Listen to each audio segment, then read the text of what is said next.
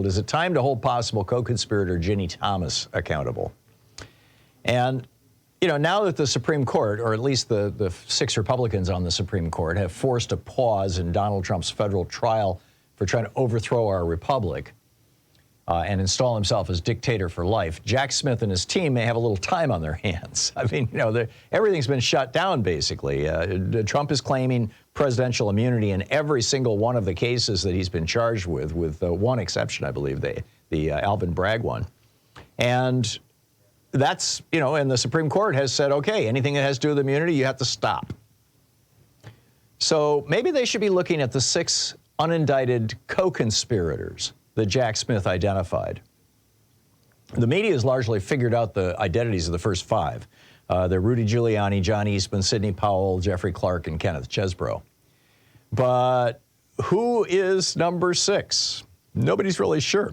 Number 6, co-conspirator number 6, was identified by Smith as, quote, a political consultant who helped implement a plan to submit fraudulent slates of presidential electors to obstruct the certification proceeding. Now, Ginni Thomas, Clarence Thomas, you know, Clarence, the most corrupt Supreme Court justice probably in the history of America.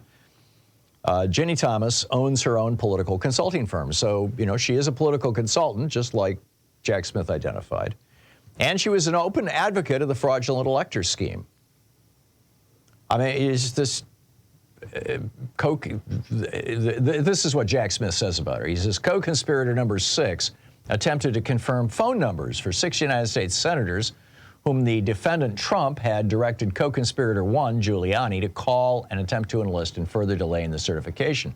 And sure enough, it looks like that's exactly what Ginni Thomas was up to. 2 days after the election, but before it had been called for Biden, she sent a YouTube video titled "Trump's Sting with CIA Director" with this right-wing, far-right crackpot, some guy who'd been claiming that Sandy Hook was a false flag operation. She sent this to then President Trump's chief of staff, Mark Meadows, and she wrote, "I hope this is true. Never heard anything like this before, or even a hint of it. Possible? Watermarked ballots in over 12 states have been part of a huge Trump and military white hat sting operation in 12 battleground states." She followed up, "Biden crime family and ballot fraud co-conspirators, elected officials, bureaucrats, social media censorship mongers, fake stream media reporters, etc., are being arrested and detained for ballot fraud right now and over coming days, and will be living in barges off Gitmo to face military tribunals for sedition." Remember that quote? It was a big deal when it came out. But Ginni Thomas was just getting started. On November 19th, hours after Sidney Powell held a press conference saying it was the voting machine companies, for which she's being sued, by the way, Ginni Thomas again texted the president's chief of staff, "Suggestion, you need to buck up your team on the inside, Mark. The lower-level insiders are scared, fearful, or sending out signals of hopelessness versus an awareness of the existential threat to America right now. You can buck them up, strengthen their spirits. Monica Crowley may have a sense of this from her Nixon days." Yeah, Monica Crowley, who's on Fox, used to work for Richard Nixon. After Meadows replied, Thomas wrote, "You guys fold. The evil just moves fast down underneath you all. Lots of intensifying threats coming to Amy Coney Barrett and others." So then the court cases against Trump started happening, or actually it was Trump was suing. I mean, there was over 60 cases, including one at the Supreme Court, saying that the election was rigged and stolen and all this kind of stuff. And every single one of these court cases said, nope, Trump lost by 7 million votes. So on November 24th, as you know, many of these cases were really starting to roll along, she again texted Meadows. She said, "I can't see Americans swallowing the obvious fraud. Just going with one more thing with no frickin' consequences. The whole coup and now this. We just caved to people wanting Biden to be anointed. Many of us can't continue the GOP charade." In other words, she's just like totally in on the fake electors and let's steal the election for Donald Trump. In January, after Pence refused to block the certification of the vote, the Electoral College votes, and it was obvious to the whole world that Trump had lost by 7 million votes, she texted again to Mark Meadows. She said, "We are living through what feels like the end of America. Most of us are disgusted with the VP and are in a listening mode to see where to fight with our teams." And, you know, she goes on from there. It also says that she was involved in the fake elector scheme. Well, this is what the Washington Post reported about Ginni Thomas. New documents show that Thomas indeed used the platform to reach many lawmakers simultaneously. On November 9th, she sent identical emails to 20 members of the Arizona House and 7 Arizona state senators. That represents more than half of the Republican members of the state legislature at the time.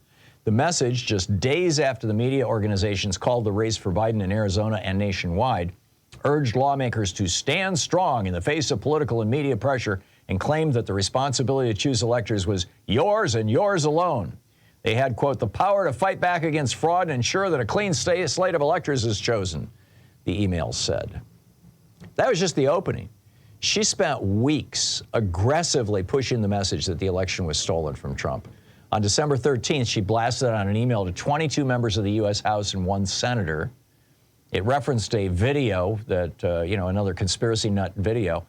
And it was sent from Ginni Thomas to Russell Bowers. It said, lawmakers, please watch this video. Dear Representative Bowers, as state lawmakers, you have the constitutional power and authority to protect the integrity of elections, and you need to exercise that power now.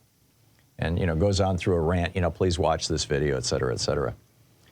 And she says, indicting these 6 co-conspirators would not only keep the story of their openly criminal and arguably traitorous activity in the front of the nation's consciousness, it would also satisfy the simple demand of justice. Actually, that's me saying that. I'm sorry. Particularly criminals who tried to take down our government. We need to hold these 6 people to account.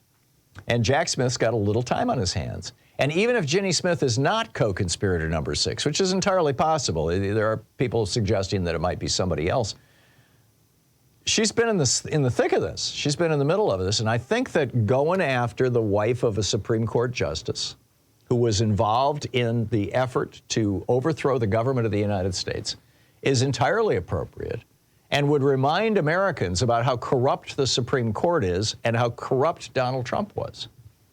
So in my mind, this is a fairly important thing, that, they should be going after Ginni Thomas and the other 5 co-conspirators, or the other 6 if the number 6 is not her. So what say you?